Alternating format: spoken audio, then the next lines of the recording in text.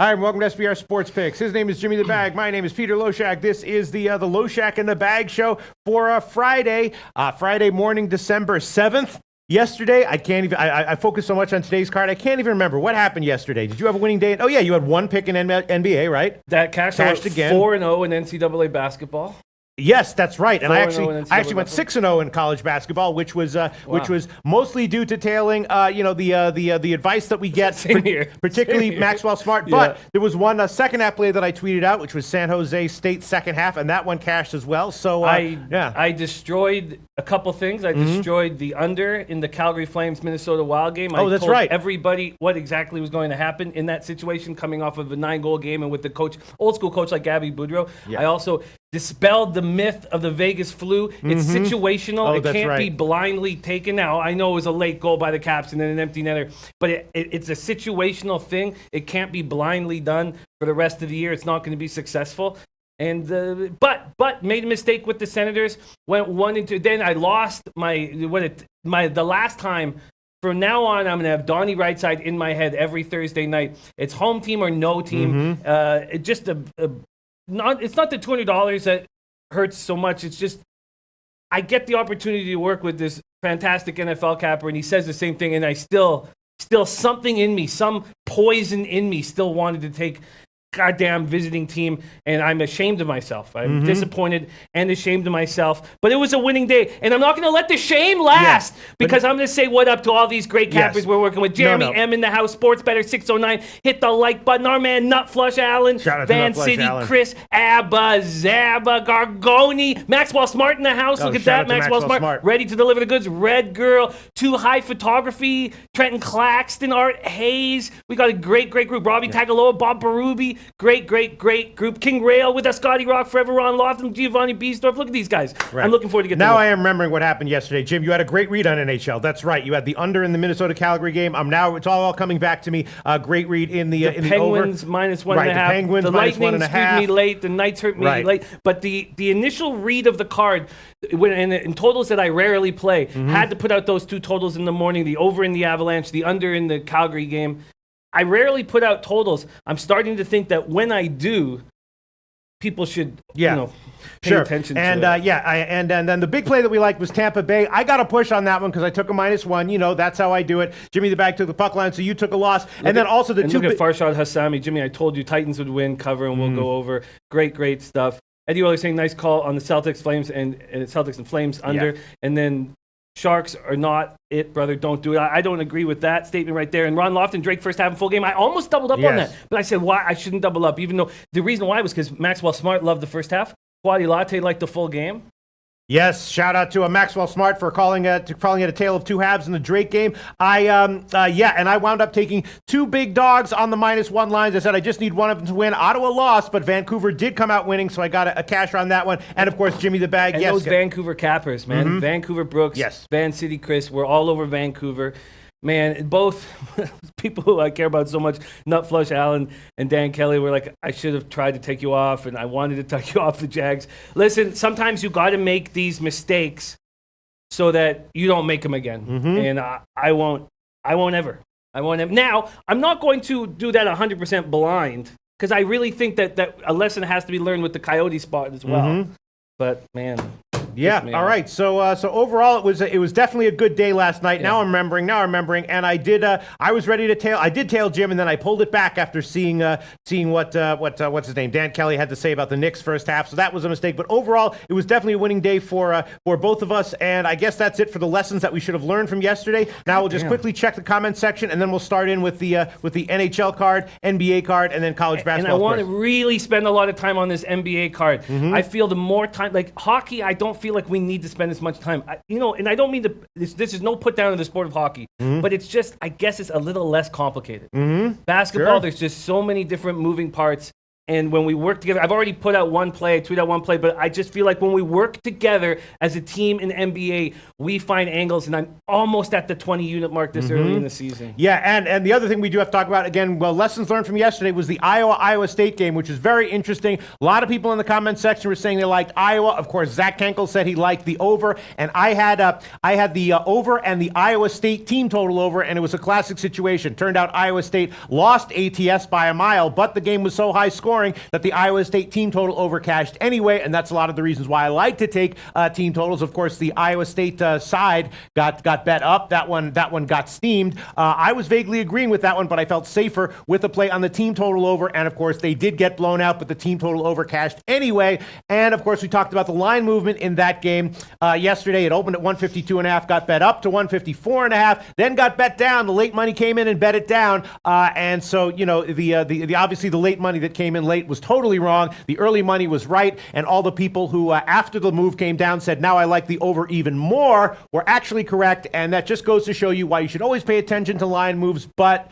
not take them with a grain of salt necessarily, but understand that not every line move is inspired, especially in college basketball, and especially in college basketball totals. Not every line move is caused by sharp money, and not every line move is on the right side, and not every line move that goes against your handicapping should make you question your handicapping. And so I liked the over last night. I gave it as a pick. That one cashed. Zach Kenkel from Iowa tipped us to that game. He said he didn't care about any of the line moves. He liked the over, and of course that one cashed easily. And again, I had Iowa State team total over, even though they lost against the spread by a mile. The team total over still cashed, and the people who had Iowa also cashed. So it was a great day capping that game in the Loshak and the Bag Show as well. 10-0 in NCAA, and we can't take any. You and I yesterday 10-0, and we can take almost no credit for that. No. The Iowa, the Iowa State over and the Iowa State team total over. Those were plays I gave in the morning show. I liked it. I was happy to see that Zach Kenkel liked it as well. I was definitely a little bit spooked by the late line move to the under, but I was stuck by very my spooked. capping. I ran in here and told you about it. I was so spooked. I was so spooked that I didn't make the play,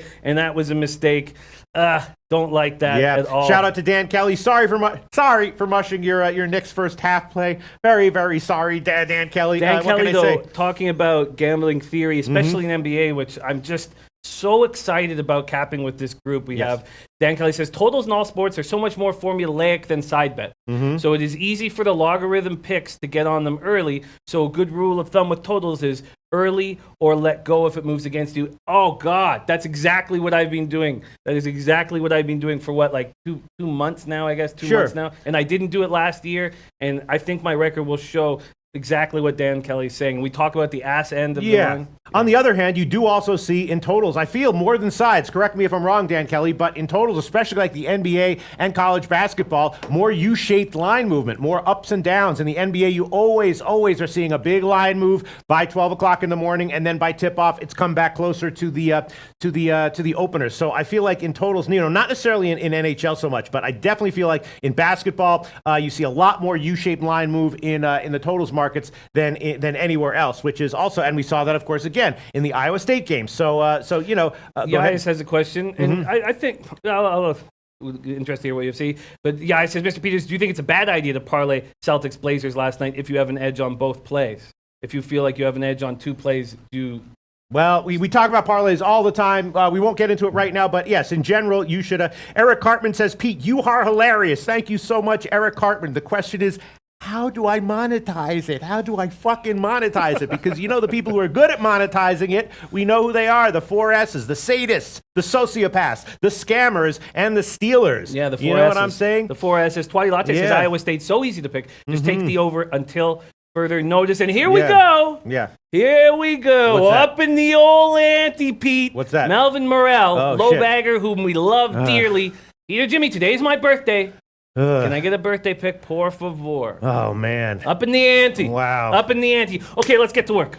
Man, yeah, that's great. That's great. Yeah, if Eric Hartman said, Pete, you are a sadist and a sociopath, I'd be like, man, I got it made. I am safe for the future. But if Eric Hartman says, Pete, you are hilarious, my thought is, wow, I need to watch out for myself. I might be fucked in life. All right, let's move on. All right, Nice is starting with this Ducks game. It's a very strange line. So, are we ready to move into NHL? So Melvin Morrell needs a birthday pick. Yeah. All right. Jimmy Days, my birthday. Can I bet a birthday pick? Yes, you can, Melvin Morrell. The pressure's on. All right, let's start with NHL. There were 3 NHL. Let's see the record after last night. Let's It was NHL record. barely a winner, a very slight winner, I believe, for me. Very nice. I'm, my high water mark was 30, and then I had a couple of bad days, and then I had a big winning day yesterday, or it's modest winning day yesterday. So now I am back up. The bad news, I guess, for the NHL card today is that I looked at this one. There were no bets that I made on the overnight line, no plays that I'm feeling that I'm liking. The problem is, I guess let's start with the Anaheim game. Anaheim's been rolling recently. Are they? Is their recent rolling absolutely for real, or is that a little bit of a mirage? And Carolina, they have injuries. They've been getting a lot of shots on goal, but not scoring, not winning. So you got Carolina that I feel for a while now should be better than what they've shown, and Anaheim very impressively winning game in and game out. And is that for real? Eric Hartman also saying SV Werder Bremen -140, hammer it. This is so strange. How could this line be this way? How could it be? It just makes no sense. It doesn't make any sense. We're talking about a Hurricane squad that's missing Michael Ferland. We talked about the importance of Ferland for his toughness with this soft, young hockey team. Now Jordan Stahl left last game and did not return. Now, he's not been playing very well, but it doesn't matter. His size is so important to this Hurricanes team. These two guys are out of the lineup. They've lost 3 straight. They've lost 2 straight on this trip, and now they're the favorite against the Ducks, and it's perplexing. Ducks have won 5 straight, 7-1 and 2 since November 16th. Hurricanes have combined for 5 goals in the past 5 games. Yeah. So now they're 29th league in scoring, 1 ahead of Anaheim. But Anaheim's come alive. Anaheim, 10 goals in the past 2 games. They get Pontus Aberg off of waivers, and he's their leading goal scorer. Why can't the Canucks brass do anything like this? Picking up bum after bum. What do you make of this very strange line movement? I don't know. I don't know what to make of this game. Is Anaheim's recent winning and scoring prowess for real? No. No? I mean, no. They're going to be the bottom 5 in the NHL in scoring. Oh, you think so, huh? Yeah. But still, they're a good hockey team, and they're well coached. I can't believe Carlisle was on the hot seat before this streak came on. Everybody in the chat on the Ducks, that is very scary. It's just very uncomfortable. This is just... Mally Mouse says, look past it. Take Anaheim. They're just trying to throw you off. Well, they've done it. What do you make of this line? I don't know. The whole hockey card, there's nothing that I bet on the overnight line, nothing that I was really liking. I love the card. Oh, you do? Yeah. Yeah, I mean, Jordan Stahl is actually, him being out for Carolina is not good, right? And Ferland being out is not good. I mean, the Hurricanes have injuries. So I don't really know. I was thinking maybe about a shot with the under. It did get bet down, though. It's low. Opened at 5.5 at -110. Now it's into the -120, so it's a low total here. I could see an under, right? Obviously, McElhenney. But, but then again, Carolina is getting a lot of shots on goal. They can put up some goals here. I was thinking maybe Carolina team total over. The ante just got raised again. What happened? What happened? Just got raised again. Oh. Bob Berube, beloved lowbagger. Pete, today is my mom's birthday. Okay. She has just been diagnosed with cancer for the 3rd time. She kicked its ass the first 2 times, but this time it has gotten into her bones and lungs. Okay. So please give a pick. But yes. First of all, prayers and love for your mom, Bob Berube. And I guess, whenever I hear stuff like that, the first thing I think of, everything is impermanent in life. And the important thing, I think, is just to be thankful of anything positive and any kind of love that you have when you have it in life, And anytime people are experiencing, pain like that, I always tell them that this is the only thing I can think of to say is that the pain that you feel is a result of the love that you had with the relationship, and that is something to be supremely thankful for. So keep that in mind, Bob Berube. Yes, love and prayers to you, Bob Berube. And will I give a birthday pick for your mom? Of course, we will have birthday picks. I'll give a birthday pick, and hopefully it will be a winner. And she beat it the first 2 times. Yes. So she's a fighter. She raised a fighter. And I will be sending love and prayers to your family and to your mom. Yes, absolutely. Mr. Goetzer says Canes are getting shots but not scoring goals. So Jimmy the Bag, what is that? Are there ever NHL teams that are getting a lot of shots but low quality shots? Did you see that in other sports? Sure. Are they getting a lot of scoring chances? Sure, but we saw with the Flames, those pucks can go in. Yeah. So, yeah. I like that being coached that way. And Rod Brindamore was a guy who was always in front of the net, always in the dirty areas, always put every puck towards the goal. So they're being coached that way. I like it. I like it, but I'm telling you, this is a very, very strange spot. Strange spot. Much love, Bob Berube. Yes. God, this is just such a strange spot. Of course, the Ducks are the play, but God, what the hell is going on with this market? It's scaring me, and I don't think I'm going to make a move or anything. Like I don't know what to do. I'm so confused. I'm so confused. How? Like it just. And then keeps moving in at least as of like an hour and a half, 2 hours ago, it kept moving in the Hurricanes' direction, right? Yeah, it is. It's moving in the Hurricanes' direction. So I was thinking, if it's moving in the Hurricanes' direction, that tells me that maybe the Hurricanes team total over might be worth a shot. What's your take on Gibson right now? Good goalie, really good goalie. Yeah. Very, very good goalie, 926 save percentage. I mean, this team, the Ducks got rid of Frederik Andersen. They picked Gibson over Frederik Andersen. Consistent, accountable. He's a really good goalie. So just what look at DJ Big Boss. I'll be live at the Nevada game today. Yeah, that's an interesting game. We will exciting. talk about that one. I guess I feel like now the Stahl and the other guy being out for Carolina is a big hit to their offense, right, Jim? But they're still getting shots on goal. Furlan's their leading goal scorer, but they're not really offensive guys. Right. They're just guys that create space. Furlan and Furlan's got wheels and he's dangerous out on the ice, dangerous physically, like Wilson is and like Reeves is, but he can score much better than those two guys.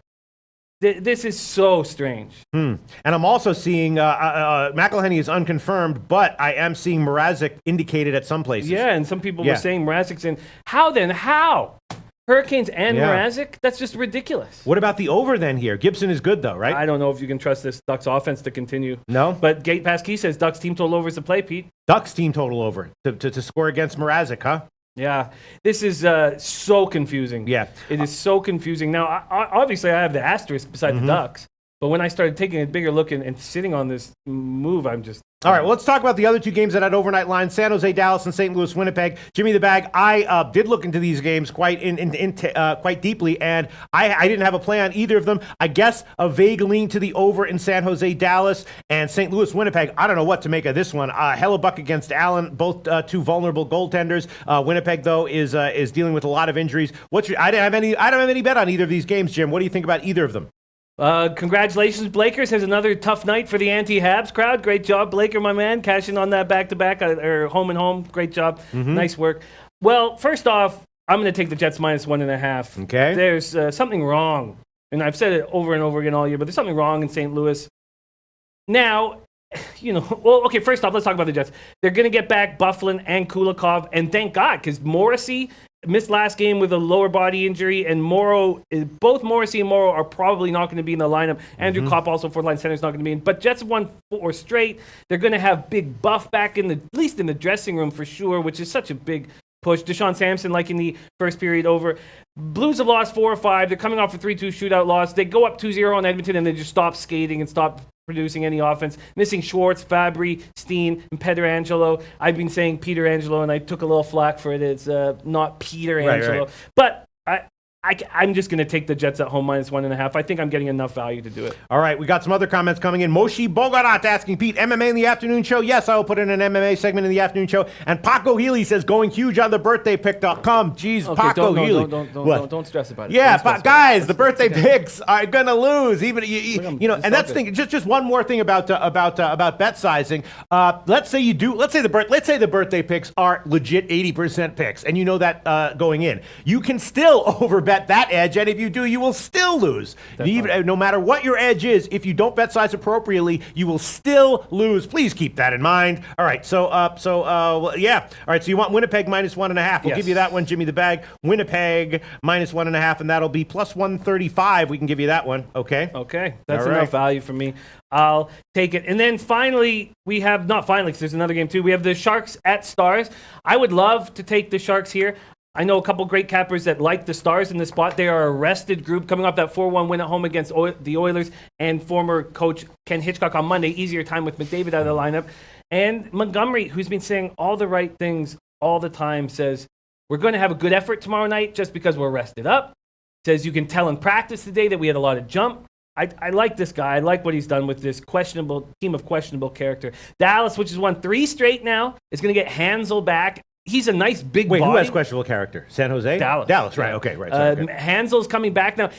He's not going to be in any kind of rhythm offensively, even though he's sort of an offensive player, but he's a nice big body. Maybe he's a tall hockey player, maybe not that big of a body. Blake Como's wife just had a baby. It's unclear if he'll be in the lineup. Stars have handled the absence of the 4 defensemen very well. Now, Stephen John's been gone all year, so really the 3 defensemen, Klingberg, Mathot, and Karrakin, they all remain out, but they're all supposed to be back by the end of the month. San Jose smashed Carolina 5-1 on Wednesday night. bouncing back from that tough road trip. Timo Meier back in the lineup. God, this guy might be. We might have a new straw that stirs the drink in San Jose, and it might be Timo Meier. I've always thought it was Couture. I know that Pavelski has to be rolling, but Timo, man, when he's rolling, this team clicks.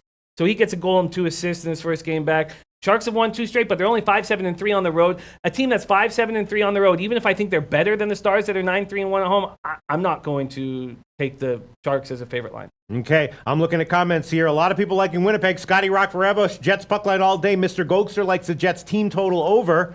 Vancouver Brooks says Tarasenko is seriously disinterested right now. So there's some issues here with St. Louis, huh? Without a doubt. Without a doubt, right? Without a doubt. And Berube's not changing it. Yaya says, Mr. Jimmy's, how does it feel to be a Canucks fan and Habs hater? I'm also from Van. If the Canucks weren't worse than the Habs, I would say, I think we have more potential with our youth, but it's horrible. Hate and begets hate, and it's a bad cycle. Sorry, I don't mean to go back to the Jets game, but what about the fact they have so many defensemen out and other defensive cores all from the AHL? Who? The Jets, Winnipeg. Oh, we talked all about that. Bufflin's back. Kulikov is back. They're huge assets. So who cares if not who cares, but if with Morrissey gone, obviously Morrissey and Morrow are defensemen that are in the top 6, but Kulikov and Bufflin will take care of that. Okay, and then is that it for NHL? I might tell you on this one, Jim, with Winnipeg here. I just think it's one of those spots that Winnipeg at home against this bad Blues team. I just think it's something that needs to be taken. But you don't think that St. Louis is going to be like, listen, guys, we've lost 8 out of our last 10. We got to get a win. We got to get a win. Yeah, they're going to be saying that. They are, right? They're going to be saying that, right. And it's not going to matter. Really? Yeah. Okay. They're saying that in the dressing room. They're saying that in the morning skate right now. Yeah, but I don't know. I mean, they went into Colorado. They got a road win as a dog, right? And they're in a good spot. They're in a good spot, and they lost 8-4 in that last game. Gary Johan from Vancouver, they lost 8-4 in that last game, so they're in a revenge spot. And how are they offensively? St. Louis. Just awful. And Shen, I guess Shen's been battling injuries, but O'Reilly, and I've talked about it on the show often about how questionable his character is, and I've always felt that way. We really hammered it home 2 days ago. And Tarasenko is supposed to be an elite top 10 player in the NHL, and he's just not showing any of that. Art Hayes says St. Louis is trash. There you go. And Vancouver Brooks says, how about that Pettersson penalty shot last night? God, Pettersson is just phenomenal. All right. Well, I don't know. I'm not really seeing anything in NHL that I want to go on as an official pick, let alone a birthday pick. Then we got a huge NBA card. We know how shitty I am in NBA. No, you're going to find it. Well, not necessarily in the afternoon show when I have more information and stuff like that, but in the morning show, I rarely make NBA picks. And then maybe I'll have to make a birthday pick on college basketball, which also makes me very nervous. It's not a huge card. There are a few plays that I did bet, in college basketball, but I don't necessarily love them or even necessarily feel confident that I like them. I don't know what I'm going to have to do take your time. I'm with Matt Mado, and I'm against David Morrissey on this next game. I am taking the Oilers at home. Clefbaum playing very well under Hitch, 26 minutes a game. They need defensemen to step up, and he's finally stepping up. The Oilers get destroyed by Minnesota historically, 2-11-3 at home against Minnesota since 2010-2011. But the Wild are on the second half of a back-to-back. They also lost Koivu last night, even though he's not on Roto World. There was very conflicting stuff today on different sites in injury-wise. I don't remember seeing this much conflicting stuff, but Koivu left with an injury. We're not entirely sure what's going on, but he's a tough guy. Stalock made 18 saves against Calgary, so Dubnyk will be back in goal. Dubnyk has not been playing very well, but he has incredible numbers against Edmonton. That's fine. This is a spot where is it still like our Oilers just a tiny slight favorite still? That's fine. I'll take this any day of the week. Yes, the Wild will play better than they did. Also, and Wild have this really wild thing where they're 4-1-0 so far this year on the second half of back-to-backs. So 4-1-0, and that I don't believe that sample size is so small. I put a line through that. That's going to come back to earth. Now that shows they have character, but I do not care. I'm on the Oilers here. Oilers full game, just money line. Just the money line. Yeah. Okay, the Edmonton Oilers full game. I might have to make the birthday pick in the evening show. I might have to do that. I apologize. What I will do, though, is I will tweet it out. And in fact, I'll tweet it out as soon as I make the decision. I will tweet it out, just so everyone knows. But I'm just looking at this card. Again, I didn't have any bets on, literally no bets on the overnight lines. I apologize for that, except for one soccer play that was tipped to me by the Low Bag show yesterday. So I have literally no bets on the overnight lines. There's nothing I'm really liking or loving. I might have to make and part of the reason the birthday picks have been so great is Why? Because I just don't throw them out willy-nilly. You know, I think about them, I agonize over them, and I make sure that if I give one out, I'm willing to go down with that one. So I might have to make it on the afternoon show, and if so, I will tweet it out. All right, so you're going to take Edmonton here, right, Jim? We'll give you minus 111. Yeah, and Kevin Rifnam says, do you like Oilers minus 1.5? It's great value.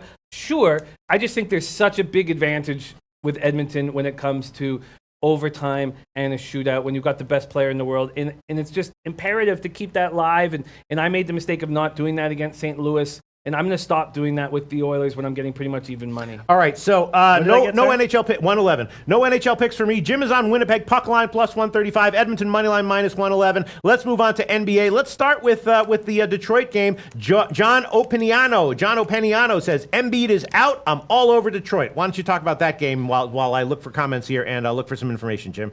Sure. Jimmy Butler had his highest scoring game of the season, putting up 38 points. The sides, you try to take advantage of the market, and I've already jumped on the Magic, and thankfully I didn't jump on the Sixers because Embiid was a minus 23 in that game against the Raptors, and Valanciunas on the floor, I believe he played 18 minutes, 26 points. Oof. And now we were rotating guys and making sure they were full of energy to smash Embiid, but that's what we did. He was a minus 23. Now, I'm surprised that Embiid has been held out for rest here. We know that the rivalry he has with Drummond brings out the best in him, and I watched an interview on Embiid talking about it, and I really liked the way he sounded. The Sixers had won 8 of 9 before that. Pistons have been blown out the past 2 games. They've lost Reggie Bullock. They've lost Ish Smith. Is this a team you want to back? You want Langston Galloway taking big shots for you? I don't. I think that maybe because Embiid's out, I think maybe we wait and jump on the Sixers. Is what I think. I really do. I don't mind. I don't mind not having Embiid in line. Now I'm going to take some more time and I'm going to wait for the market to adjust itself more. How is the market adjusted? Well, you know, the total has gone down, which would be expected. I was thinking about a shot with the under at 220.5, but I'm sure this line movement is caused just by Embiid being out. And other than that, the spread has not moved much at all. Wow. Reggie. I'm sorry. I'm sorry. It was 1.5. It flipped. Detroit was a 1.5 point dog. Now they're 1.5 point favorite. Sorry. Yellow Jesus, who blesses our pick, says Sixers will win tonight. Trust me, I'm from Philly. And King Rail says Pistons are the play. Matt Mado talking about Ish Smith being a nice bench producer. Yellow Jesus says Simmons and Butler will dominate tonight. I do not want to go up against King at all. But see, Scotty Rock saying, Jimmy, Sixers are 3-9 against the spread, and now they don't have Embiid. The Pistons are the play. I really think that's simplifying things too much. I really, really do. And that's the thing about basketball that we've been talking about and finding great success on, is not doing that and breaking it down psychologically, who's going to step up and how they're going to step up, not just making a quick decision because one player's out of the lineup.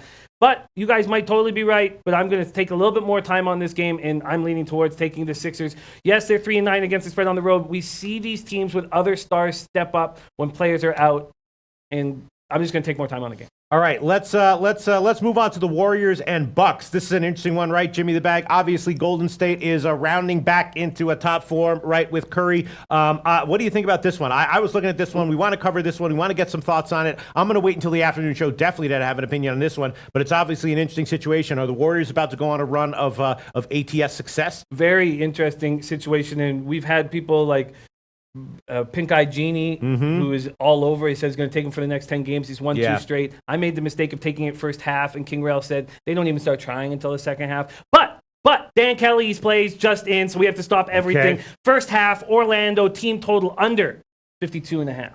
Okay. First half, Toronto -4 at -115. First half, Denver Charlotte under 111. First quarter, Denver Charlotte under 56. Ooh, liking these unders in the Denver Charlotte game. Full game, Lakers Spurs over 224. What's the move? Do you mind? I'm going to keep reading this. Can you tell me the movement on that? First half, Lakers, Spurs over 115. And full game, Milwaukee team total under 120. Yeah, the Lakers Spurs game, not much movement. A teeny move to the over, but nothing super eye popping. I'm copying and pasting comments here. Sorry, I'm copying and pasting Dan's comment. All right. It must be copied and pasted. Okay, let's get back. The guy says, can you go all over Dan Kelly's plays? I just did, and we'll keep doing it. We'll keep doing it as this day goes on. All these pages of notes here. Let's get back to the pages of Bucks, Warriors. Yeah, so are the Warriors going to go on a run? A lot of people think that they are. And for every reason, look at what Steph has done. Sorry, I still can't find my notes. I'm just going off the top of my head. Look at what Steph has done since he's come back. He's a machine. 33 points per game. Puts up 42 last game. 9 threes. And I still can't. God, look at how many pages and notes do I have. Sorry, I'm gonna need you to take over. I can't find it. No, that's okay. I've got a lot of comments coming in here, and I'm looking for I'm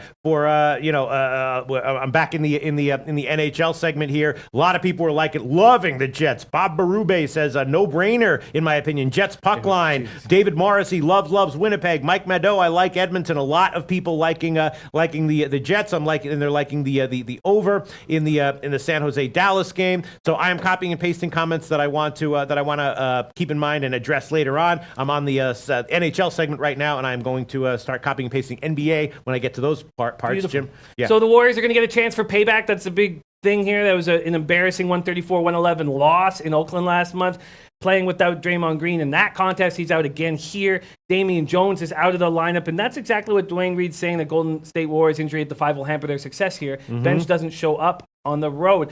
But and I saw that. We saw that in all their games lately. But is the advantage so enormous on the perimeter that will balance itself out? Excuse me. Steph Curry missed most of the second half in that first game. 33 points, as I said, 5.7 boards, 4 assists, while hitting 54.5% of his threes since he's been back. Bucks are 4-0 against the top 3 teams in the East. Sorry, can I just one comment? First of all, Grover Alex, he had 2 comments. Earlier, Grover Alex said, "Hey, all, look forward to lunch for this show. Makes workday so much more tolerable." Nice. Shout out to you, Grover Alex. Then he asked, "Hey, Pete, what was the German soccer play, if you recall?" And I do recall it was the under. It was tipped to me by a Smooth Moses, and we like to tail him. I tail him at times, and it was one of these minor plays in the German Bundesliga DOS, and it was the under in the Paderborn game. Under 2.5 and 3. So I took that one, and we'll see how that one turns out. There was also a Werder Brennan play, wasn't there? I don't know. The one I tailed was just Hamburger and Paderborn under 2.5 and 3. Just wanted to let Grover Alex know what that was. All right, go ahead. My man Joey Curry saying Bucks will not sweep us. Now, thank you. This is great stuff, and this is why Matt Nadeau letting us know that Middleton will be in the lineup for the Bucks. That's very, very important to have their second leading scorer here. There was no update given this morning, so I'm very interested to hear that. Thank you for letting us know that. Ersan Ilyasova still dealing with. Oh, I'm sorry, and that Germany game is just off. I knew it. Okay. So it's off the board. Sorry about that, Grover Alex. We love you. Thank you for the first comment you made. I really appreciate it. Sorry, go ahead, Jim. Mally Mall says Curry wasn't there first game. Correct. He was. He got hurt in that game, so he was only there for the first half. Scotty Rock Forever says Curry going to flip his switch tonight. I feel like he's going to too. He just looks absolutely incredible. William Peterson says payback for the Warriors. I'm not going to make a move on this play, but I'm very interested that Raul Portwando likes the under full game. Dwayne Reed says Bucks are the play. Yeah, Raul Portwando likes the full game under, and big revenge for the Warriors. And then here, our man Dan Kelly likes the Bucks team total under. And I know we know that Budenholzer's changed everything with this Bucks team, firing 3-pointers nonstop. But this team, when the beginning of the season started, I was like, well, it's not going to work, is it? Because these Bucks don't have good outside shooters. And it has worked. And I just wonder if maybe having the Warriors in town puts a little bit too much pressure on their outside shooting, and they buckle a bit tonight. Everyone talking about how the Warriors want payback for this. Joey Kerr, Mally Mal talking about the Warriors wanting payback. Seems like that's a huge factor here. Yes, I am now also copying and pasting Dan Kelly's picks for the NBA tonight. All right, so it's going to be a pass for us as of right now. Yeah, and what's been the movement on the total? On the total in the Warriors game, it's been nothing, no movement. And it's a split line. 239, 239.5, and 240 are all widely available at SBR odds. Very interesting. My man Jansen Bonds in Denver, Golden State, Philly in his parlay, so he's back in the Sixers. Let's go. Can we go from the top? That makes it a little easier for me. The next one let's do Lakers Spurs, because we have to cover that game. Let's make sure that we get to that one. Lakers. Are you getting information from people asking for certain games? Because I stopped getting that a week and a half ago. What? From SBR, are they asking for the? Yes. Okay. Who's sending you this? It's on the video schedule, Jim. Oh. Where do you get the video schedule? You go to the link and then you just say click on the video schedule. It goes to Doc School, and then you see the games that they want to cut.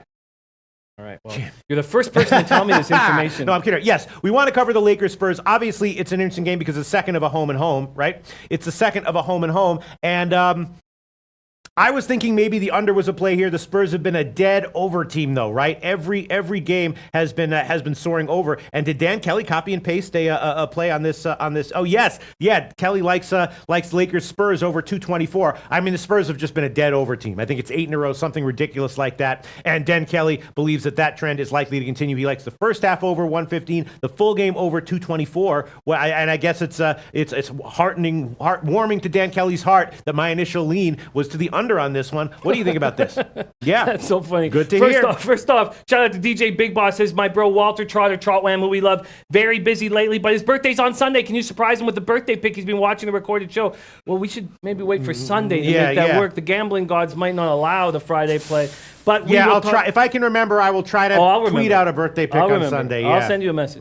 All right. Okay. Lakers at Spurs. And my man DJ Big Boss will be at Los Alamitos for Beat the Bag Los Alamitos edition this Saturday. I will put the link here in the chat. It's going to be fun. Free contest, $100 to the winner. SBR Pro Forum. I will hook you guys up with that link very shortly. Mm-hmm. Yeah, I like the over. The over has to make a lot of sense. These guys, second half of a home and home, they put up 134, yet I missed the Spurs. Oh, speaking of which, I haven't even got to see how close I am to 20 units. Man. Oh, yeah, let's throw it. My NBA record continues to be less shitty than it was a long time ago, but still shitty overall. Let's throw the NBA record up. Jimmy the Bag is low-key slamming NBA. When I think of Jimmy the Bag, first I think NHL. Then they say, well, what after that? I think, horses. Then when they say, what after that? I think, NFL. And then what after that? It's NBA, but really NBA, you're slamming it, Jim. I would think I'm better in the NBA than NFL. You're slamming it, Jim. I would think NBA would be my second after hockey.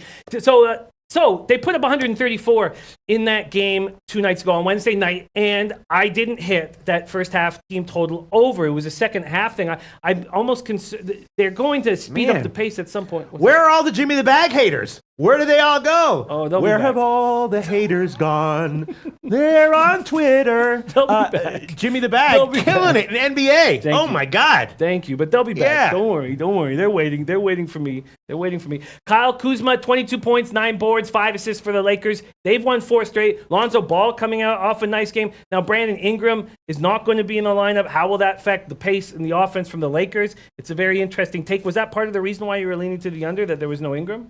Yeah, part of it, yeah, but then it just but the Spurs. I mean, the Spurs are just bucking every other factor. Just when the Spurs are playing, you look at it over until further notice. I guess. And DeRozan said that and I don't have the quote in front of me, but he said that we're working on defense nonstop. We're working on defense nonstop in practice. Man, it's not working. San Antonio's lost 4 of their past 5.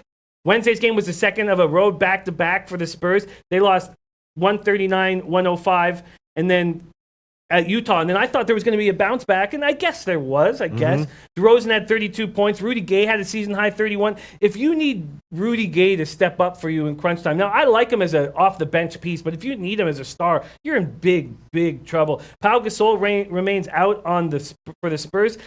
I think that the over might be the play. And you said there's been no movement? On the total? Yeah, not yet. Oh, well, obviously says that Jessica Fine's cooking and breakfast. Yeah. Where is Jessica Fine gone? Cooking and breakfast. Where are they? Interesting back. that they disappeared as they should have. They were probably being like, oh, let me go hate on Jimmy. And then they looked at his record and they were like, all right, maybe I'll give it a month or so. Obviously Dan Kelly got 224. Nice job, Dan Kelly, beating an early line. That was probably a bet online line because I'm not seeing any opening line at Pinnacle 224. But from the Pinnacle opener, no movement on the total. I think that Dan's probably right here. And I think that the over should be a play that we back. Mm-hmm. Now, what do you guys think? Let's let Ski profit. Ski, what do you think? And we got King, we got Mal, all these guys. What do you guys think of the pace change with Ingram out of the lineup? Are we putting too much into that?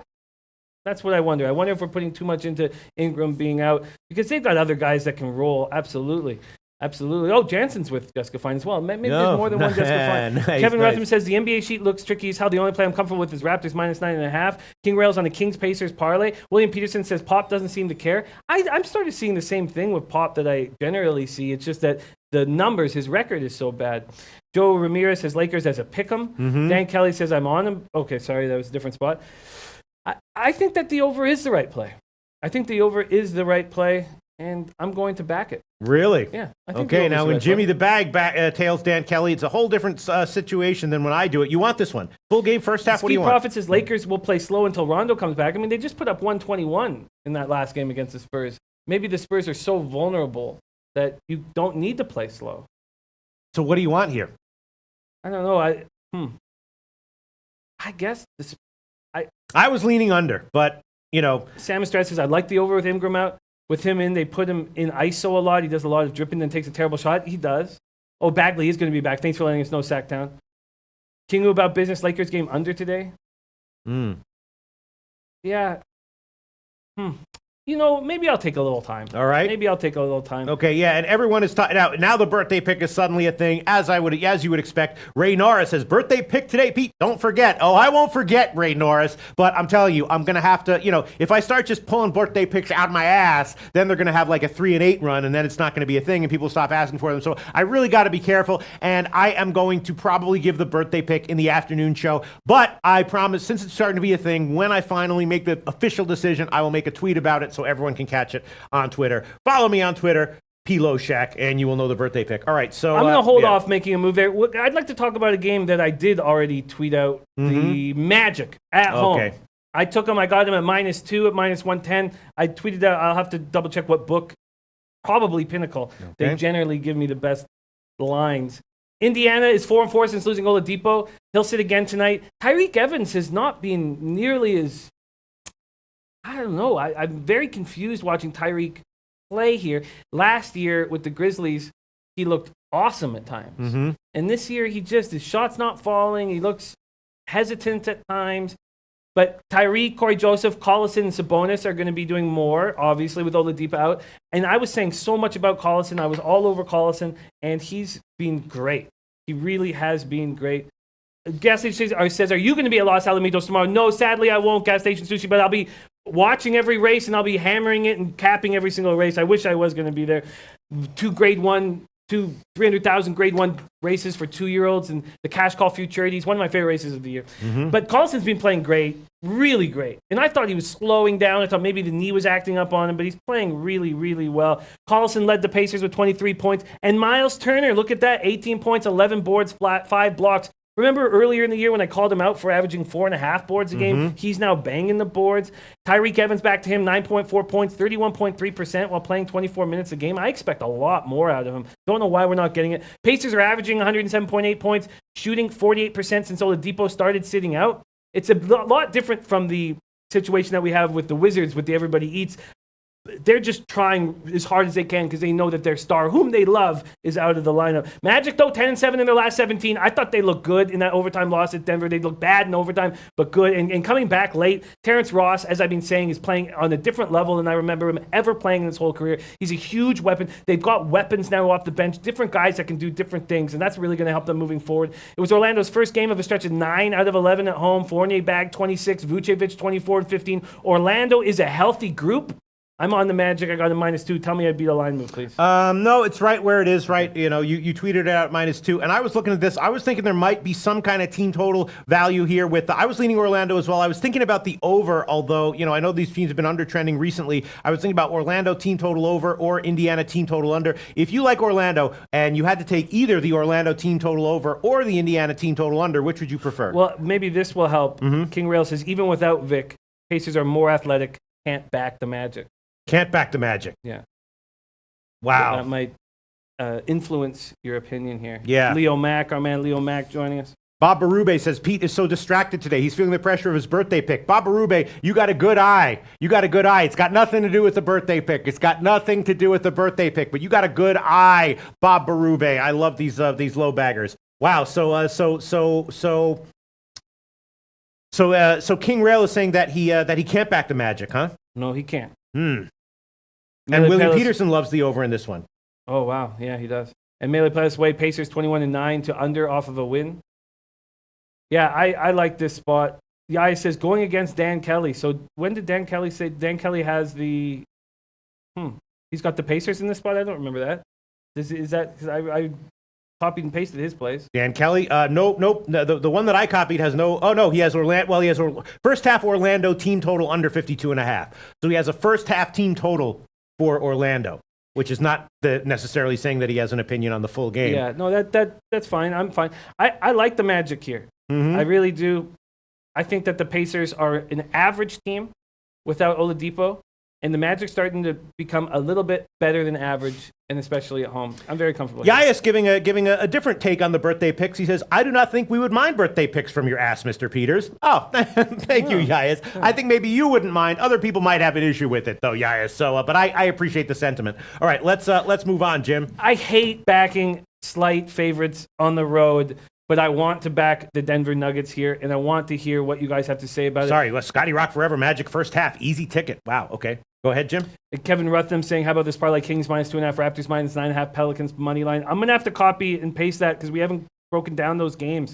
And I feel like it's so crucial to get everybody's input, and that's the reason why my record is that way. As Pete says, listening. Yeah. Listening. So the Nuggets, I'm very, very, I find them so appealing here. They've won 7 in a row, top in the Western standings. Started out this road trip with nice wins, Portland, Toronto, and Orlando. Now they need overtime to get by Orlando. They're doing this without Barton and Harris. Hernan Gomez and Torrey Craig are playing better and better and better. They've combined for 19 points. Juan will be going up against his brother. Charlotte has lost 3 straight, all the Western Conference clubs. The Hornets are 0-4 against the West this year. Marvin Williams out of the lineup, and Borrego doesn't know what to do. He starts Michael Kidd-Gilchrist in his spot last game, 9 points, 5 boards, and yesterday he was like, well, we're going to try something. We might try something different because he might bring in Bridges, he might bring in Kaminsky. Kemba Walker still looking like he's affected by the ankle sprain. I really do think he's affected by the ankle sprain. And one thing we see in these guys, these point guards, is that when they are dealing with an ankle sprain, it often turns into a calf injury. It often changes, but the injury goes away from the ankle but still exists somewhere in the legs.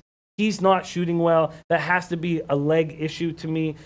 So if you're looking at his numbers, he 15 points last game when I faded him with great success with the Timberwolves. 2 rebounds, 5 assists, 1 steal, 1 3. He does not look very good. He's averaging 17.8 points, 4 boards, 4 assists over his last 5 games, 4.4. Mm-hmm. Biggest issue right now, shooting, 36% overall, 17% from deep over the last 5 games. I think this is a spot where we have to.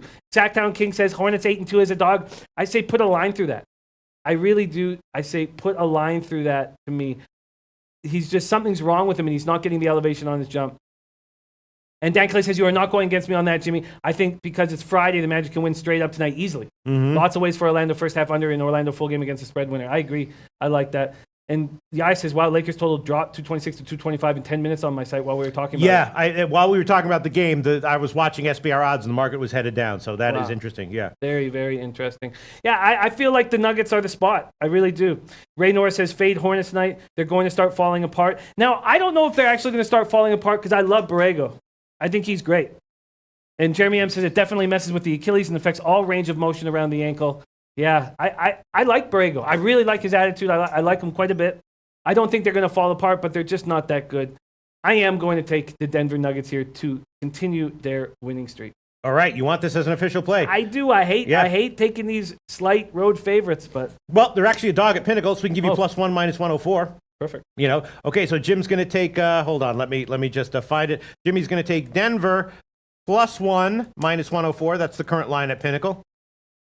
Yes, Chris Favors saying, anybody like Sixers first quarter? Well, I hope you know, Chris Favors, that the chat informed us Embiid is going to be rested tonight. I can't wait to watch the market move because of that. Can we just keep rolling right along here? Yeah, I'm just looking at that one. You have Charlotte three straight bad ATS losses, Denver just rolling ATS, and yet the line flipped at Pinnacle. Pinnacle's leading the way, making Charlotte a favorite. That makes me again, the market's trying to tell you something, but in pro sports that tends to be a little bit, I think, more of something that I pay attention to than in college basketball, for example. The fact that Charlotte is now a favorite at Pinnacle makes me think Charlotte might be the play. But yeah, let's move on, Jim, because we do want to wrap up. Yeah. I do want to get to college basketball very soon. And that doesn't concern me. Okay, right. Because sure. I'm making a decision based on Kemba Walker's play and how important he is to the team. Also, due to Marvin Williams' injury and Borrego confused as to what to do because Michael Kidd-Gilchrist didn't work in that spot.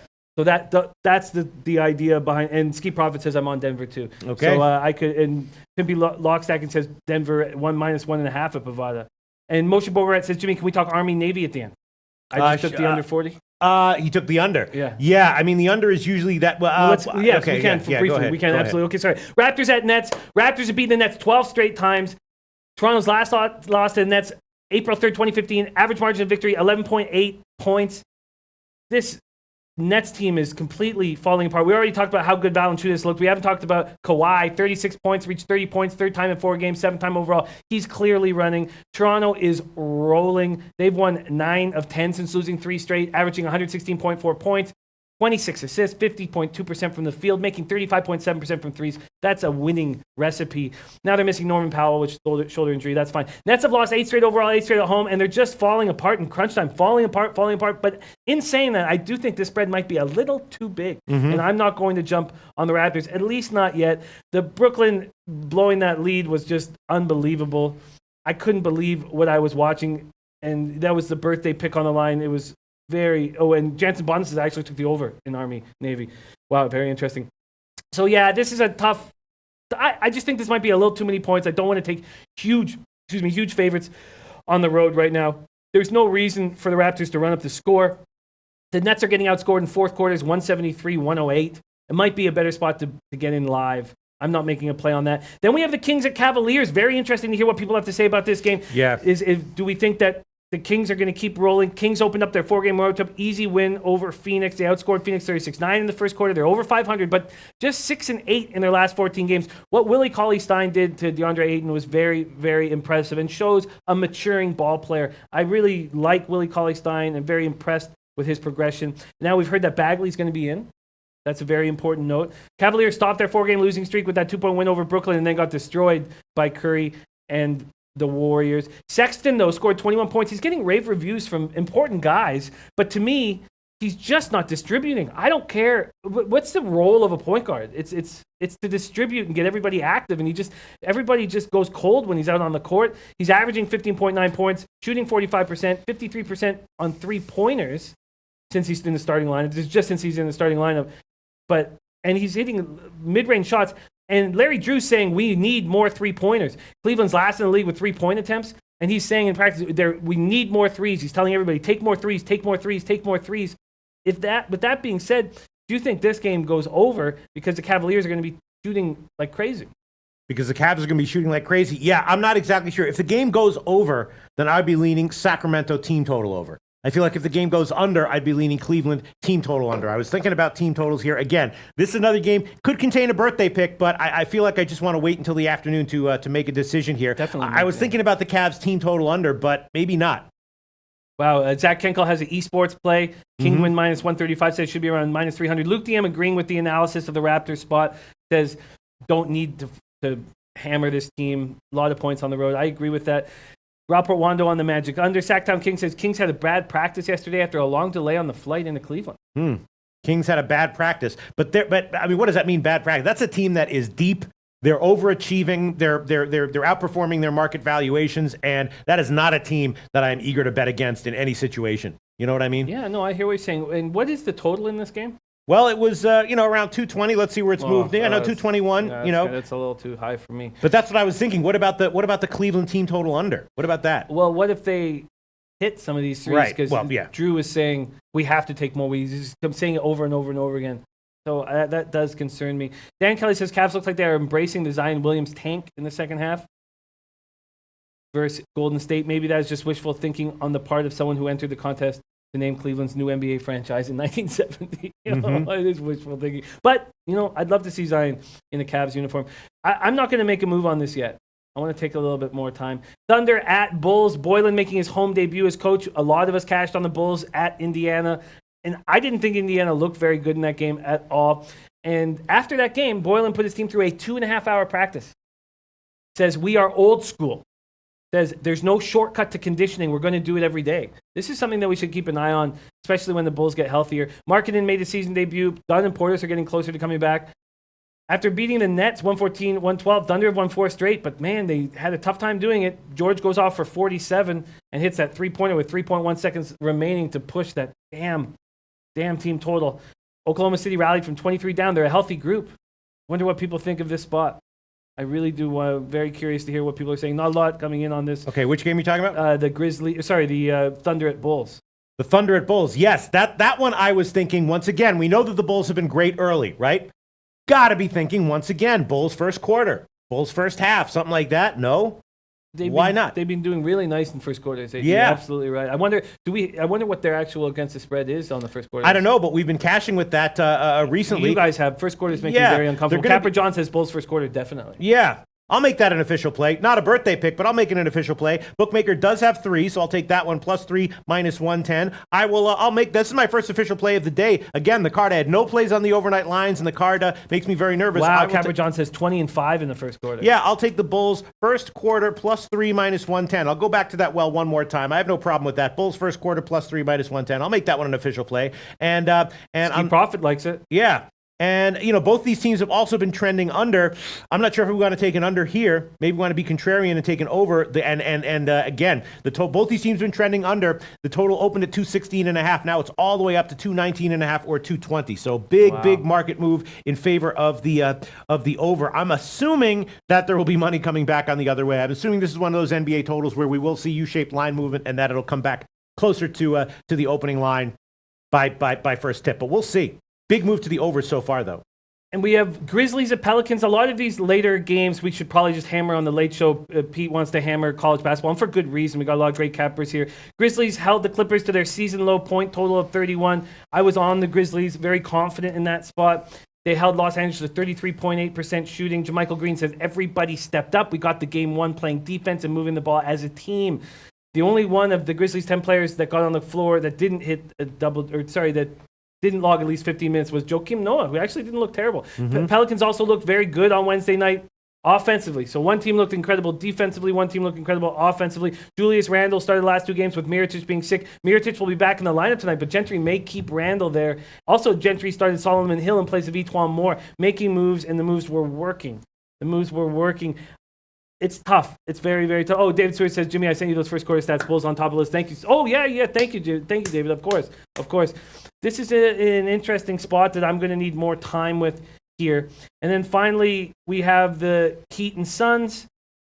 And that's it. Oh, and yeah, Heat and Suns is the final game. So why don't we just touch on Heat Suns? I don't have a play on it right now, but I need to hear what you guys are saying, because some reports say Whiteside didn't make the plane and they don't know why. Other reports say Whiteside's about to have a baby. We know that Ellington is about to, or Ellington and Whiteside both have pregnant women in their lives right now. That's what it seems like. Yeah, Ray Williams says Bulls are going to have a letdown game after the interim coach hired. What do you think about that? Maybe? Well, I love jumping on that first game, and I'm hesitant on the second game. Right. Yeah, so I understand what Ray is saying. Does anybody know, because there was conflicting information on different sites. ESPN said that Ellington remained for the birth of his first child and could not explain Whiteside. Roto World said Whiteside is away from the team because of the birth of his child. So Whiteside's out. He didn't travel with the team. Oh, yeah, it says Tim Reynolds, birth of his child. Okay, that makes more sense. Whiteside went to the bathroom early. Obviously, that's what it was about, right? In that last game, he was finding out if his girl's having a baby immediately or not. That's a big loss. So Ellington out. This is tricky. And the Suns. Oh, Ganja Gamer's wondering if you're into pregnant women. But let's just focus here on this spot. Suns look awful. And Kokoskov has made mistake after mistake with 8. And now he doesn't start him against Portland. Why are you getting in his head like that? I really think that he's coaching a European idea with these players. And when you're in America and these guys are superstars, you have to handle it differently. D'Anthony Melton came back to earth, had a bad game. These Spurs look terrible, but this Heat team's going to be terrible. Maybe the under should be the spot with all these guys out, no distribution. What is the total in the Heat Suns? I will check in a second. This game didn't have an overnight line, but Smooth Moses hitting us up with a play on Bremen at -125. The Heat Suns is, 209, 209.5.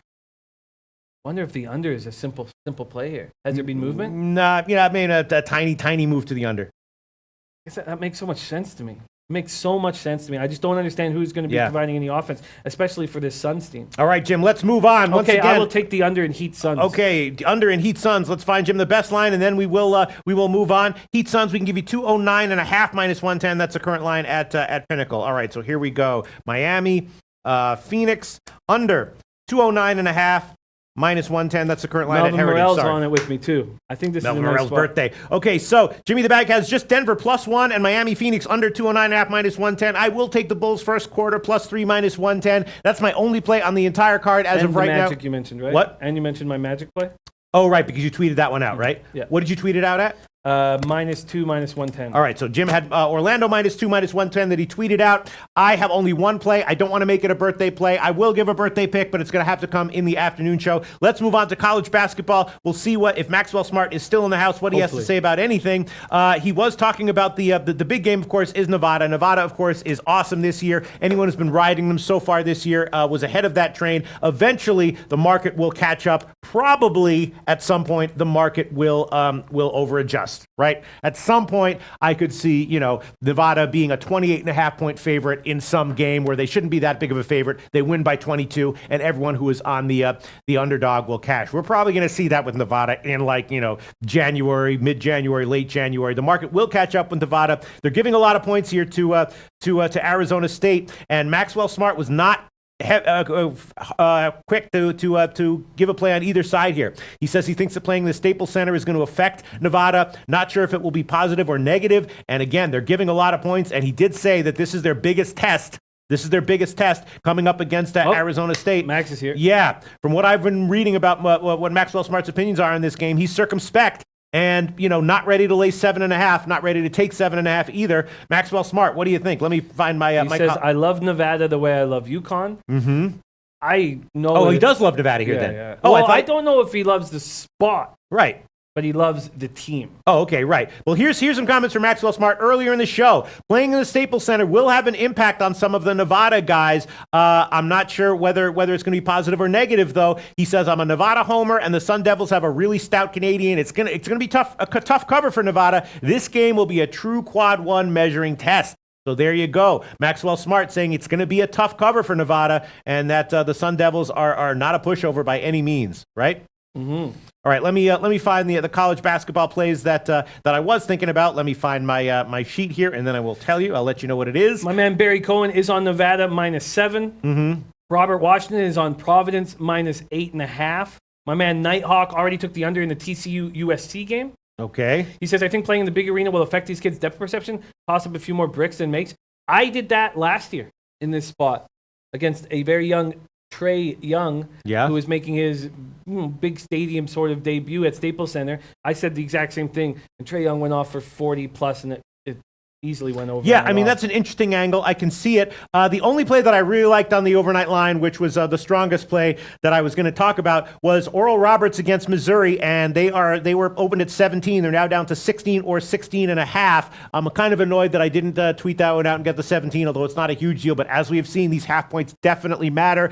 I had to eat a loss in the Temple game, where if I had tweeted it out, I would have had a push. That's the one play that I like the most. Oral Roberts plus 17. They have some size. They can hang, and Missouri's a strong team, but this is kind of a lot of points. I wonder if Maxwell Smart would agree with that. Does Maxwell Smart think that Oral Roberts might be getting a few too many points here? Mr. Gokster likes the TCU USC under. That makes Gokster and Nighthawk. Maxwell Smart talking about New Mexico, that they're in a tough spot because of the bad beat, or how bad they got beaten against New Mexico State. Remember when Max said the Lobos were going to have cold cock soup, and he was right there? Yes. He says that their personnel doesn't dictate outcomes like that. Mm-hmm. Interesting. William Peterson also on Nevada -6. Eddie Euler saying St. Mary's not as good as this year. They aren't as good, although we just cashed on with them very easily just in their last game. Robbie Tagaloa also on the USC TCU under. And Noli Knows is on it as well. We know what Noli does with these kinds of totals. And I could see the first half under as well. Scotty Rock on Nevada -6.5, USC +2, St. Mary's -8.5. Okay. Robert Washington saying, what about Elon versus North Carolina? The Elon game. Let me see. What were my opinions on that one? I have no opinion on that one. Lean. If you gave me a free play, I would have taken the under at 147.5, and that now is still at 147.5 at Pinnacle, dropping down a little bit, although it got bet up from the opener of 145.5. My only real play that I was kind of thinking about in a serious way was Oral Roberts plus 17. Maybe Oral Roberts in the first half. If Oral Roberts is down big in the first half, I'll almost definitely be looking at a second half play with them. And the TCU USC UFC under definitely makes sense. The first half under makes some sense in that one as well. What's the movement being on that total? Tiny move to the under from the opener. And Mally Mal said that he liked the over, didn't he? If I recall correctly from a few seconds ago. I missed that. On the the over on the Providence game. I apologize. Okay. Let me see where. Yes, loving Providence over 149. Mally Mal loving the Providence over 149. Yeah, they're playing against UMass. That's again, that was another tough one because both these teams can play lower scoring games. I was actually thinking the under might be worth a shot, but I'm going to hold off on that one for now. Again, the only thing I was really thinking about was Oral Roberts, Missouri. Oral Roberts plus 17. Maxwell Smart, what do you think about that? And I was vaguely thinking about the over in George Mason, James Madison at 142, and that is, still at 142, although headed up a little bit. DJ Big Boss is on UNC Greensboro. Kylie Reynolds, Santa Clara money line. San Diego State rolls. UNC Greensboro rolls. James Madison plus 6.5 and says easy money. Wow, JMU is 6.5. I thought it was 5. Let me see if that one moved. JMU 6. No, it's 5. Okay, they opened at 6.5. Now they're down to 5.5. Okay, right. Nice work. Jeremy M. liking TCU -1 full game under 149. So there's another one going on the under there. Yeah, Noli Knows says, disagree. I'm liking the under in the Providence game. So was I. MS420 says it's a rivalry game in Providence. Mally Mal, these games today are kind of hard to read. Robbie Tagalov, I like the first half over in the Providence game, but not the full game over. Capper John likes Missouri first half. Wow, Dr. Bob liked Missouri -17. Wow, thank you for letting me know that, Capper John. Dr. Bob, of course. I interviewed Dr. Bob years ago. He was the first guy that I started interviewing here at SBR Odds, at SBR Forum. That was before I was on Twitter. Bartender B says in my block, no, you are there, Bartender B. Sorry if you've been missing your comments, my man. At Quali Latte, James Madison versus George Mason -5.5. We have guys on different sides there. Frank Gonzalez says NCAA record. Yes, we will put up our NCAA. Now, mine looked god-awful. I was almost down. My low water mark was 19.5 units down. And I've got it back. I believe I'm around. Well, let's see. All right, we can throw it up. I mean, we throw them up. We're not proud of it. We're not happy about it. But, I'm off a nice day. So oh, my God. Yeah, it's ugly. And my record there includes a lot of second half plays that I tweeted out that were just not good. Even though I hit a second half play yesterday, I'm being a lot more careful with my second half plays because they absolutely ruined my record. But, record is what it is. And that's what we do in this show. We show, I invented that actually in the industry. I invented having a shitty record on public plays and making graphics about them. I invented that. And look how that has grown. And I get no credit for it. Oh, man. College basketball kicking my ass this year. Okay. Let's see. What do we have, Jim? R.S. Jacobs. My brother works at George Mason, and I grew up in the area. Mason will smash. They are hyped for this game. Wow. Shout out to you, R.S. Jacobs 5. Those are the kinds of comments, and that makes me think that the over might be worth a shot, and maybe the first half over, and maybe the full game, the team total over. 07 Dragon Boy. I think Pete's mustache adds to static on the mic. Is there static on my mic?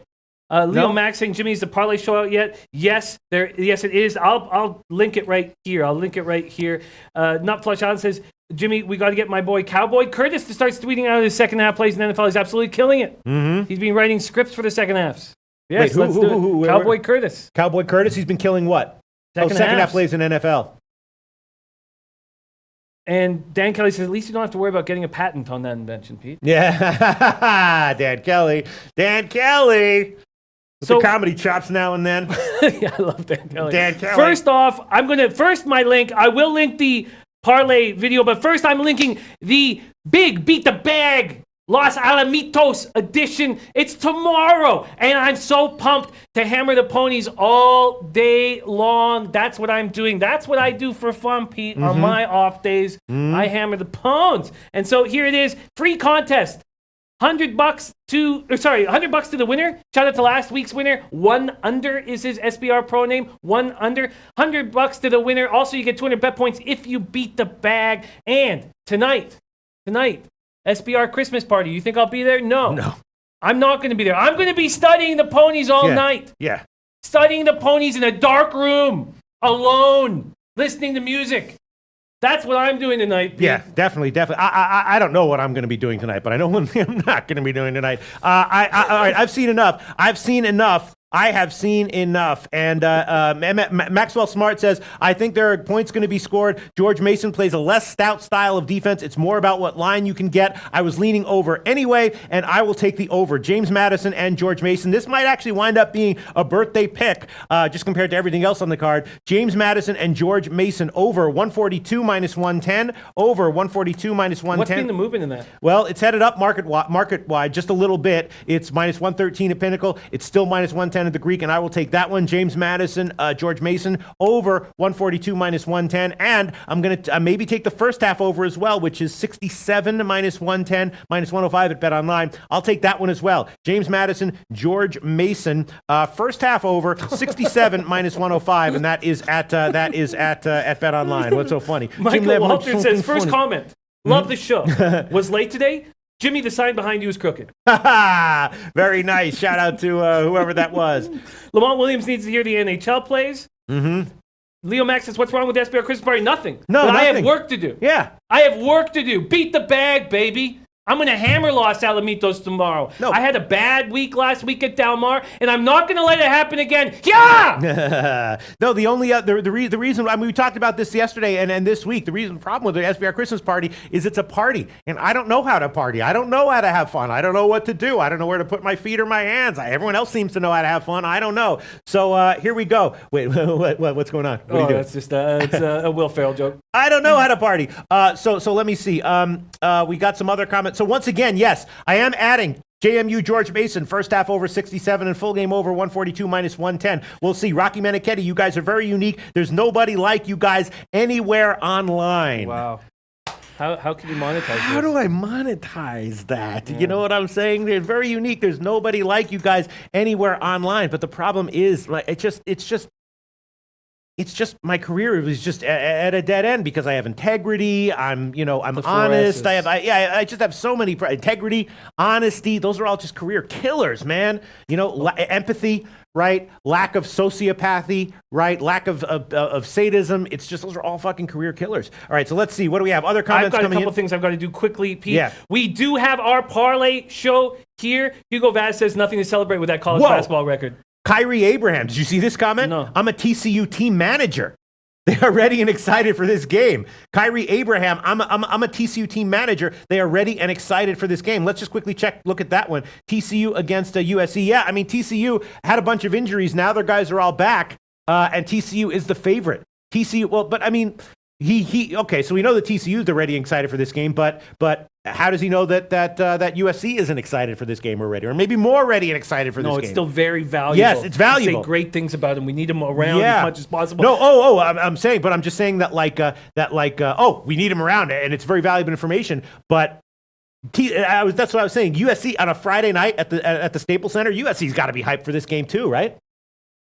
Well, yeah. I mean, it's a big game. Mr. Gokster says, C-Track, should we be looking at long shots, Jimmy? This is not C-Track time for this C-Track. Yes, it's a quarter horse C-Track, Los Alamitos, but it's not a C-Track anymore because Hollywood Park closed down. Los Alamitos filled the void, and this is an 8-day winter card, 8 days, and this is the big day. Two $300,000 races. This is not your regular Los Alamitos card. This is a very special one. Also, I'm going to put a link here on the parlay show because I'm going for a big score. Mm-hmm. I'm going for a big score.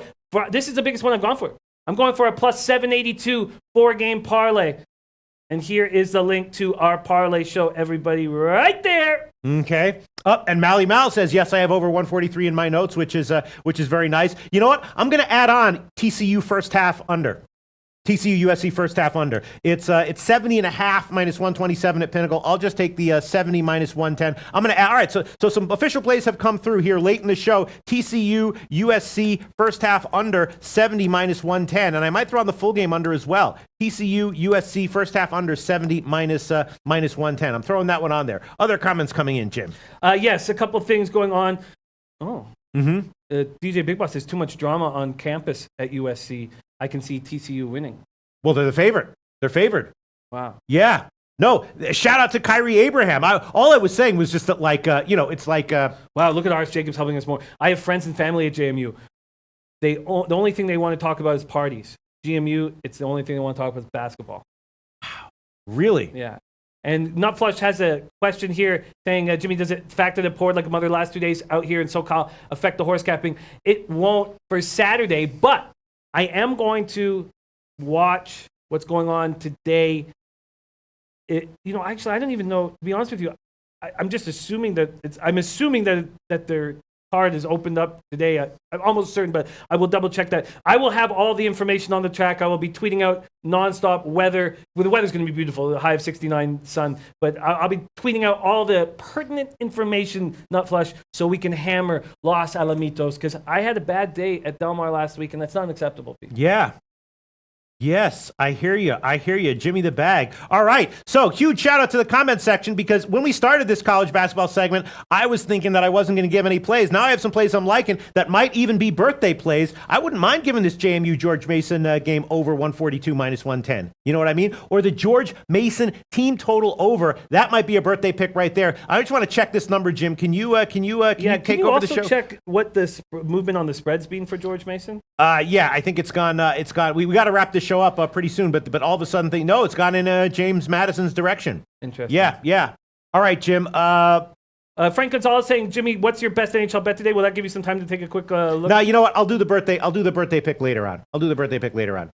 And let's quickly talk about just Navy and Army, as people were talking about. Yes, the Navy-Army game, it always goes under. The markets have caught up. It used to be that you could get, a market-wide line at 48, then 46. Now it opened at 41.5 at Pinnacle. Still got bet down to 40. The games traditionally go under 40. It's probably still a good bet at under 40, but don't look at the recent line, recent results of this game and just go all in on a play on the under 40. At some point in the near future, or maybe midterm future, there will be an Army game that's higher scoring, and that will go over the extremely low total. But as of right now, probably, the under is still a decent play. And as far as the spread is concerned, I have no opinion as of right now. I did not look into that game too deeply because there's been so much other stuff going on. But yes, traditionally, the Army-Navy game is a game you wanted to hit on the opening line under no matter what it was. It actually opened in the 50s at BetOnline this year. Again, I'm surprised they did that. I'm sure that they're, and it got hit a bunch of times early, and then it dropped like 7 points in 3 minutes. But at the current line of 40 or 40.5, probably there's a little bit of value on the under still. But again, at some point, there will be an over, and then people will, there's going to be a 28-27 Army-Navy game at some point, maybe this year, and then people are going to be like, oh, okay, maybe I'm not going to auto-bet the under no matter what it is when it comes out, as soon as it comes out. Mark my words, there will be an Army-Navy game that's 28-27 some year, maybe this year. You know what I'm saying? So, but yeah, if you gave me a free play right now on the total at 40, I'd throw it on the under, definitely. What about a side? Do you have any angle? I'd throw it on the dog. Yeah, I would throw it on the dog. I would throw it on Navy, for sure. Very interesting stuff. I need to cram for 2 hours and 42 minutes until the Audible starts, so I've got to get to work. Yes, that's it for today's show. We went over. There will be a birthday pick today. Yes, there will be. Pressure is on, as it always is, and we'll see you at 6 o'clock Eastern time.